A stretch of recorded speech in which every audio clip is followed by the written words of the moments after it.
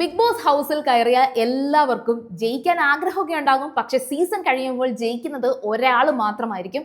എന്താണ് ഈ ഒരാളെ മറ്റുള്ളവരിൽ നിന്ന് വ്യത്യസ്തമാകുന്നത്? ടാലന്റ് മാത്രമാണോ? അല്ല. കഴിഞ്ഞ 7 സീസണുകളുടെ പാറ്റേൺ നോക്കുകയാണെങ്കിൽ ഒരു കാര്യം ക്ലിയർ ആണ്. ജയിക്കുന്നവർക്ക് പൊതുവായ 5 കാര്യങ്ങളുണ്ട്, 5 ഗുണങ്ങൾ. അതറിയാതെ ഇനി ആരും ആ ഒരു ബിഗ് ബോസ് ഹൗസിലേക്ക് പോകരുത്. അതുകൊണ്ട് തന്നെ നിങ്ങൾ ഈ ഒരു വീഡിയോ അവസാനം വരെ കാണുക. അടുത്ത സീസണിൽ ആരാണ് ജയിക്കാൻ ചാൻസ് ഉള്ളത് എന്ന് നിങ്ങൾക്ക് ഇതിൽ കാണുമ്പോൾ തന്നെ നിങ്ങൾക്ക് അത് പ്രവചിക്കാൻ പറ്റും. നിങ്ങൾക്ക് തന്നെ മനസ്സിലാവും ഈ ഒരു ക്വാളിറ്റി ഇവർക്കുണ്ട്, ഇവർ ജയിക്കാനുള്ള സാധ്യതയുണ്ട്. അത് മാത്രമല്ല, ഇത്തവണ ബിഗ് ബോസിലേക്ക് കോമണർ ആയിട്ട് ഒരുപാട് പേര് പോകുന്നുണ്ട്. അപ്പൊ അവർക്ക് ഈ ഒരു വീഡിയോ കംപ്ലീറ്റ്ലി യൂസ്ഫുൾ ആയിരിക്കും. കാരണം ഈ ഒരു കാര്യങ്ങൾ നിങ്ങളൊന്ന് ട്രെയിൻ ചെയ്ത് വെച്ചാൽ ഈ പറയുന്ന സെലിബ്രിറ്റിക്കൊപ്പം നിങ്ങൾക്ക് പിടിച്ചു നിൽക്കണ്ടേ. അപ്പോൾ ഉറപ്പായിട്ടും ഈ ചാനൽ ഒന്ന് സബ്സ്ക്രൈബ് ചെയ്ത് വെക്കുക, ബെല്ലൈക്കൺ ക്ലിക്ക് ചെയ്യുക, ഒപ്പം തന്നെ ഈ വീഡിയോ പൂർണ്ണമായിട്ട് നിങ്ങൾ കാണുക. സോ ഇപ്പോൾ ബിഗ് ബോസ് മലയാളം സീസൺ 8ന്റെ അഗ്നിപരീക്ഷ ഓഡിഷൻ നടക്കുകയാണ്. സാധാരണക്കാർക്ക് ഹൗസിൽ കയറാനുള്ള ഒരു വലിയ ചാൻസ് ഉണ്ട്. മിസ് ചെയ്യരുത്, പ്ലീസ് മിസ് ചെയ്യരുത്.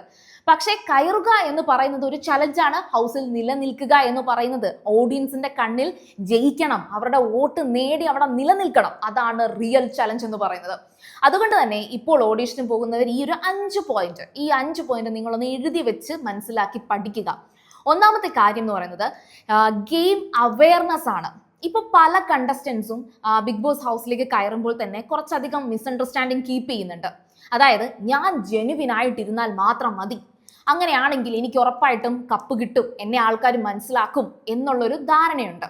അതൊരു ഫേക്കായിട്ടുള്ളൊരു എന്താ പറയാ, വെറും ഒരു ഫേക്ക് ചിന്താഗതി മാത്രമാണ്. കാരണം ബിഗ് ബോസ് എന്ന് പറയുന്നത് ഒരു റിയാലിറ്റി ഷോ എന്ന് പറയുന്നുണ്ടെങ്കിലും ഇതൊരു ഗെയിം ഷോ കൂടിയാണ്. ടാസ്ക്, ക്യാപ്റ്റൻസി, ബാറ്റിൽസ്, നോമിനേഷൻസ്, ഇതെല്ലാം സ്ട്രാറ്റജി ആവശ്യമുള്ള മൊമെന്റ്സുകൾ തന്നെയാണ്. ഇവിടെ ജയിച്ചവർ നോക്കുകയാണെങ്കിൽ അവർക്ക് ഹൗസിന്റെ ഗെയിം സ്ട്രക്ചർ മനസ്സിലാക്കാൻ സാധിച്ചിരുന്നു.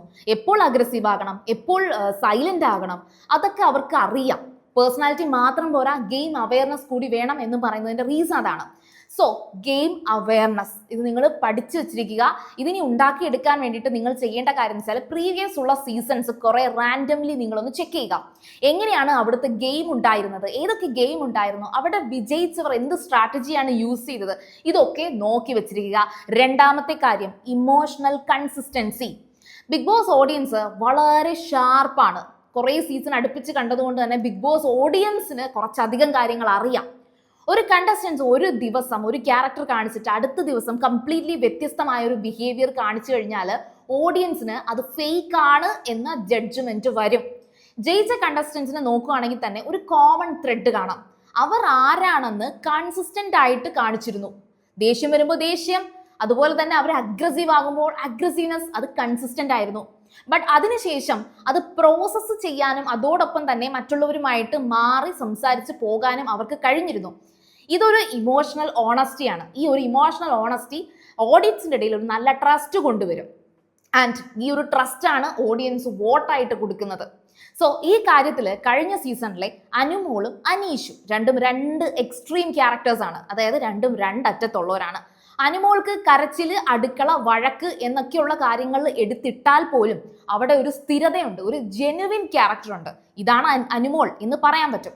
ഇനി അനീഷിന്റെ കാര്യം പറയേണ്ട കാര്യമില്ല. നിങ്ങൾക്കറിയാം, വാക്കുകളിൽ വരെ ആ ഒരു റെപ്പറ്റീഷൻ ഉണ്ട്. അതായത് ഇതാണ് അനീഷ് എന്ന് നമുക്ക് പഠിച്ചു വെക്കാൻ പറ്റും. അതേപോലെ ഒരു ക്യാരക്ടർ ആയിരുന്നു അനീഷിൻ്റെത്. സോ അതൊക്കെ കൊണ്ട് തന്നെ ഇവർ 2 പേരും ഈ ഒരു ഹൈപ്പിലേക്ക് എത്തി. ശരിക്കും നമുക്ക് ഓർമ്മയുണ്ട്, ഷാനവാസ് അനീഷിനെ ഇവിടെ പൊളിച്ചു കൊടുക്കും, ഇത് അനീഷിന്റെ ക്യാരക്ടർ അല്ല എന്നൊക്കെ പറഞ്ഞ സമയത്ത് പോലും നടന്നിട്ടില്ല. അനീഷിന് അവിടെ ആകെ കൂടി വന്ന ഒരു മാറ്റം എന്ന് പറയുന്നത്, തുടക്കം ആരുമായിട്ടും കൂട്ടുകൂടാതിരുന്ന അനീഷ് പതുക്കെ കൂടി എല്ലാവരുടെ ഒരു സ്നേഹമൊക്കെ ഉണ്ടാക്കിയെടുക്കാൻ സാധിച്ചു. സോ അതാ വ്യക്തിയുടെ യഥാർത്ഥ സ്വഭാവത്തിൽ നിന്ന് ഒരു നല്ല സ്വഭാവം ആഡ് ചെയ്തു വന്നു എന്ന് മാത്രമേ അനീഷിനെ കുറിച്ച് മറ്റുള്ളവർക്ക് തോന്നിയിട്ടുള്ളൂ. ഇനി മൂന്നാമത്തെ കാര്യം, കോൺഫ്ലിക്റ്റ് ഹാൻഡിൽ ചെയ്യുന്ന ഒരു രീതി ഉണ്ടാകും. ഹൗസിൽ ഫൈറ്റ് ഉണ്ടാവുക എന്ന് പറയുന്നത് സ്വാഭാവികമാണ്, അത് ഒഴിവാക്കാൻ പറ്റത്തില്ല. പക്ഷേ ജയിക്കുന്നവരും തോൽക്കുന്നവരും തമ്മിലുള്ള വ്യത്യാസം എങ്ങനെ ഈ ഫൈറ്റിനെ ഹാൻഡിൽ ചെയ്യുന്നു എന്നുള്ളതാണ്. പേഴ്സണൽ അറ്റാക്ക്, അബ്യൂസീവ് ലാംഗ്വേജ് ഒക്കെ ഉള്ളവർ സിമ്പതി, അവർക്ക് ഓഡിയൻസിന്റെ ഇടയിൽ ഒരു സിമ്പതി ഉണ്ടാവത്തില്ല. ആദ്യമേ ആ സിമ്പതിയൊക്കെ അങ്ങ് നഷ്ടപ്പെടും. പക്ഷേ പോയിന്റ് ബേസ്ഡ് ആയിട്ട് റെസ്പെക്ട് നിലനിർത്തിക്കൊണ്ട് ഫൈറ്റ് ചെയ്യുന്നവർക്ക് സ്ട്രോങ് ആണ് അവര്, പക്ഷേ വളരെ സ്ട്രോങ് ആയിട്ട് തന്നെ ഫെയർ ആയിട്ട് ബിഹേവ് ചെയ്യുന്നവർക്ക് ഈ പറയുന്ന മലയാളം ഓഡിയൻസിനെ കയ്യിലെടുക്കാൻ സാധിക്കും. അതിൽ നമ്മുടെ വ്യൂവേഴ്സ് എന്ന് പറയുന്നത് ഫാമിലി ഓറിയന്റഡ് വാല്യൂസ് ഒക്കെ കീപ്പ് ചെയ്യുന്നവരാണ് എന്നൊരു കാര്യം കൂടി ഇതിനകത്ത് ഞാൻ ആഡ് ചെയ്യുകയാണ്. ഇപ്പോൾ ഈ ഒരു കാര്യം പറയുമ്പോൾ നിങ്ങൾ കരുതും ഓക്കെ ഡ്രസ്സൊക്കെ നല്ല രീതിയിൽ, അതൊന്നുമല്ല. നിങ്ങളുടെ ലാംഗ്വേജ്, നിങ്ങളുടെ ബിഹേവിയർ, ആദ്യത്തെ ഒരു ഡ്രസ്സൊക്കെ നമ്മൾ എന്ത് ചൂസ് ചെയ്താലും, ഇപ്പോൾ ഗേൾസ് കൊച്ചു ഡ്രസ്സൊക്കെ ഇട്ടുകൊണ്ട് നടക്കുന്നതുകൊണ്ട് വലിയ പ്രശ്നമുണ്ടെന്ന് വെച്ചാൽ അത് ആദ്യത്തെ ഒരു ഹൈപ്പ് കഴിഞ്ഞ് അവരുടെ ക്യാരക്ടർ എന്താണെന്ന് മനസ്സിലാവുമ്പോഴത്തേക്കും ഈ പറയുന്ന ഓഡിയൻസിന് അതൊരു പ്രശ്നമല്ലാതെയാകും. ഇനി ഇതിന്റെ ബെസ്റ്റ് എക്സാമ്പിൾ കഴിഞ്ഞ സീസണിൽ തന്നെ നമുക്ക് എടുത്തു പറയാം. അപ്പാനി ശരത്തും അനീഷും തമ്മിലുള്ള ഒരു അടി.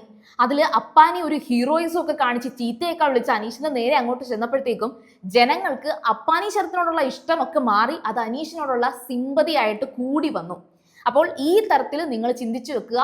നിങ്ങൾ വഴക്കുണ്ടാക്കണം, പക്ഷെ അതിനെ ഹാൻഡിൽ ചെയ്യുന്ന രീതി വളരെയധികം ശ്രദ്ധിച്ചു വേണം. ഇനി നാലാമത്തെ കാര്യം, സ്ക്രീൻ ടൈം ബാലൻസ് ചെയ്തേ പറ്റൂ. ഇതൊരു ട്രിക്കി പോയിന്റ് ആണ്. കാരണം എന്ന് വെച്ചാൽ ക്യാമറയുടെ മുമ്പിൽ വരാതെ ഇരുന്നാൽ ഓഡിയൻസ് നിങ്ങളെ മറന്നേ പോകും, എലിമിനേഷന് റിസ്ക് കൂടും. പക്ഷേ ഓവർലി ഡ്രമാറ്റിക് ആയാൽ അതും വളരെ ഇഷ്യൂ ആണ്. അപ്പോൾ അങ്ങനെ ആവുമ്പോഴത്തേക്കും ഓഡിയൻസ് തന്നെ പറയും ഇതൊരു അറ്റൻഷൻ സീക്കറാണ് എന്നൊരു ടാഗ് അവിടെ വരും. സോ സക്സസ്ഫുൾ ആയിട്ടുള്ള കണ്ടസ്റ്റൻസ് ഒരു ബാലൻസിൽ ഇത് നിലനിർത്തും. മീനിങ് ഫുൾ മൊമെന്റിൽ വ്യക്തമായിട്ട് അങ്ങോട്ട് ഇറങ്ങി നിൽക്കുക, ബട്ട് അൺനെസസറി ഡ്രാമ ഒഴിവാക്കുക. എഡിറ്റേഴ്സിനെ എഡിറ്റ് ചെയ്യാനുള്ള കോണ്ടന്റ് നിങ്ങൾ കൊടുക്കണം, പക്ഷേ അത് ഒരു എന്താ പറയുക ഡെസ്പിറേഷൻ ആയിട്ട് തോന്നാൻ പാടില്ല. കാണുന്നവർക്കും തോന്നരുത്, എഡിറ്റ് ചെയ്യുന്ന ആൾക്കും തോന്നരുത്. പിന്നെ ഇപ്പോൾ സോഷ്യൽ മീഡിയയിൽ ഒരു ഹൈപ്പൊക്കെ തുടക്കമേ വന്നു കഴിഞ്ഞാൽ ഈ പറഞ്ഞ BB ടീമിന്റെ എഡിറ്റിങ്ങിൽ അത് ഇൻഫ്ലുവൻസ് ചെയ്യാനുള്ള സാധ്യതയുണ്ട്. കാരണം എന്ന് വെച്ചാൽ ഈ ഒരു കോണ്ടന്റ് ഈ ഒരു വ്യക്തിയെ വെച്ചിട്ട് കഴിഞ്ഞാൽ റീച്ച് കിട്ടും എന്നുണ്ടെങ്കിൽ ഉറപ്പായിട്ടും നിങ്ങളുടെ ആ ഒരു ഫേസ് കൂടുതൽ കാണിക്കാനുള്ള സാധ്യതയുണ്ട്. അപ്പോൾ സോഷ്യൽ മീഡിയയെ കയ്യിലെടുക്കുന്ന എന്തെങ്കിലുമൊക്കെ തുടക്കം ചെയ്യുക, പക്ഷേ ഓവർ ആകാൻ പാടില്ല. പിന്നെ ഇത് കൺസിസ്റ്റന്റ് ആയിട്ട് തന്നെ കണ്ടിന്യൂ ചെയ്യാൻ സാധിച്ചിരിക്കണം. ഇല്ലെങ്കിൽ നമ്മൾ ആദ്യം പറഞ്ഞ ആ ഒരു പ്രശ്നത്തിലേക്ക് പോകും, ആ പറയുന്ന ഒരു ഫേക്ക് എന്ന് പറയുന്ന ഒരു പ്രശ്നത്തിലേക്ക് പോകും. ഇനി അഞ്ചാമത്തെ ഏറ്റവും അണ്ടർ റേറ്റഡ് ആയിട്ടുള്ള ഒരു പോയിന്റ് ആണ് ഹൗസിന് പുറത്തുള്ള ഇമേജ്. അതാരും അങ്ങനെ ശ്രദ്ധിക്കാറില്ല. ബിഗ് ബോസിൽ ജയിക്കുന്നവര് ഹൗസിൽ ഒരു 70-80 ദിവസങ്ങളുടെ പെർഫോമൻസ് മാത്രം കൊണ്ടല്ല ജയിക്കുന്നത്.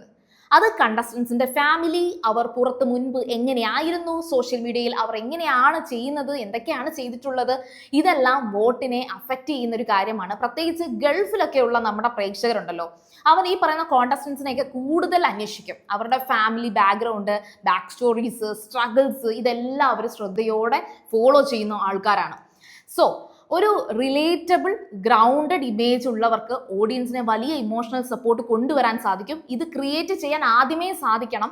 അതുകൊണ്ട് തന്നെ സെലിബ്രിറ്റികൾക്ക് ആദ്യം തന്നെ ഒരു ഹൈപ്പ് കിട്ടും. പക്ഷേ സാധാരണക്കാർക്ക് ഇത് കുറയും, എന്നാൽ പോലും ഇത് ക്രിയേറ്റ് ചെയ്തെടുക്കാൻ സാധിക്കും. അതായത് സാധാരണക്കാരനാണ്, പക്ഷെ ഇത്രയും കഴിവുള്ള, ഇത്രയും സ്ട്രഗിൾ ചെയ്തൊരു വ്യക്തിയാണ് എന്ന് പിന്നീട് മനസ്സിലാക്കുമ്പോഴത്തേക്കും ഈ പറയുന്ന ഇമേജ് പുറത്ത് സെറ്റാണ്. ഇനി നിങ്ങൾ ബിഗ് ബോസിൽ ആയിരിക്കുമ്പോൾ തന്നെ നിങ്ങളുടെ വീട്ടുകാരടുത്തൊക്കെ മുന്നേ കൂട്ടി പറഞ്ഞു വെച്ചിരിക്കുക, ഇന്റർവ്യൂ ഒക്കെ കൊടുക്കാൻ റെഡി ആയിരിക്കണം. പക്ഷേ ഇത് നെഗറ്റീവ് ആകെ പോകാതിരിക്കാൻ ശ്രദ്ധയോടെ ഇന്റർവ്യൂ കൊടുക്കണം എന്നുകൂടി പറയണം. ചുരുക്കി പറഞ്ഞാൽ 1 ഗെയിം അവയർനെസ്, 2 ഇമോഷണൽ കൺസിസ്റ്റൻസി, 3 കോൺഫ്ലിക്റ്റിനെ റെസ്പെക്റ്റ് ഉള്ള രീതിയിൽ തന്നെ ഹാൻഡിൽ ചെയ്യാനുള്ള കഴിവ്, 4 സ്ക്രീൻ ടൈം ബാലൻസ് ചെയ്യുക, 5 പുറത്ത് ഇമേജ് സ്ട്രോങ് ആക്കി വെച്ചിരിക്കുക. ഇനി ഈ 5ഉം ഒത്തുചേർന്ന് വന്നു കഴിഞ്ഞാൽ ആ കണ്ടസ്റ്റൻസിന് ഉറപ്പായിട്ടും ട്രോഫി കിട്ടും. കാരണം ഇതൊക്കെ തന്നെയാണ് പാറ്റേൺ. ഇനി ഈ 5ൽ ഏതാണ് ഏറ്റവും പ്രധാനപ്പെട്ടതായിട്ട് നിങ്ങൾക്ക് തോന്നുന്നത് എന്നുള്ളത് പേഴ്സണലായിട്ട് നിങ്ങൾക്ക് ഉള്ള ഒരു കഴിവായിട്ട് തോന്നുന്നുണ്ടെങ്കിൽ ഉറപ്പായിട്ടും അത് നിങ്ങൾ കമൻറ്റ് ചെയ്യുക. അഗ്നിപരീക്ഷ ഓഡിഷനിൽ ഈ ക്വാളിറ്റീസ് ഒക്കെ ഉള്ള ആളാണോ നിങ്ങൾ എന്നുള്ള രീതിയിൽ നിങ്ങൾ കമൻറ്റ് ചെയ്യുക. അത് മാത്രമല്ല, നിങ്ങൾ ഇപ്പോൾ ഞാൻ ഈ പറഞ്ഞതിലൊക്കെ ഒന്ന് ചിന്തിച്ചു നോക്കുമ്പോൾ പ്രീവിയസ് ആയിട്ടുള്ള മത്സരാർത്ഥികളൊക്കെ ഇതൊക്കെ യൂസ് ചെയ്തിട്ടുണ്ടോ എന്ന് നിങ്ങൾക്ക് ചിന്തിച്ചു നോക്കാൻ പറ്റും. സോ അതേക്കുറിച്ചുള്ള അഭിപ്രായങ്ങളും പറയുക. അതുപോലെ തന്നെ ഇനി നിങ്ങളുടെ ഏതെങ്കിലും ഒരു ഫ്രണ്ട്സ് അല്ലെങ്കിൽ ആരെങ്കിലും ഒക്കെ അഗ്നിപരീക്ഷ വഴി ബിഗ് ബോസിലേക്ക് പോകാൻ ആഗ്രഹിക്കുന്നുണ്ടെങ്കിൽ ഉറപ്പായിട്ടും ഈ വീഡിയോ അവർക്ക് യൂസ്ഫുൾ ആണ്, അയച്ചു കൊടുക്കാൻ മറക്കരുത്. വീഡിയോ ലൈക്ക് ചെയ്യുക. അതുപോലെ തന്നെ BB ഗ്രാൻഡ്മ നിങ്ങൾ സബ്സ്ക്രൈബ് ചെയ്യുക. ആ ഒരു ബെൽ ഐക്കൺ കൂടി ഒന്ന് ക്ലിക്ക് ചെയ്യുക.